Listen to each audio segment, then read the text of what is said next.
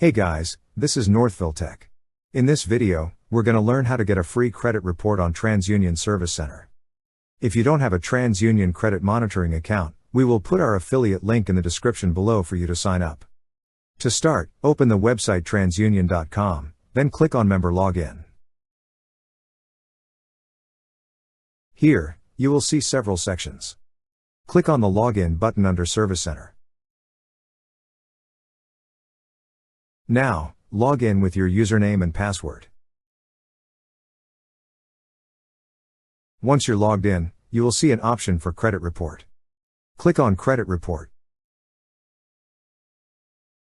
On this page, you will see information about requesting a credit report, and a note which states that the credit score is not included in the report. To proceed, click on the button that says Request a new report.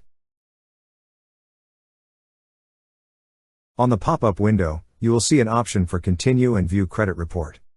Make sure that your mailing address is correct. Then just follow the on-screen instructions and prompts to finish the process.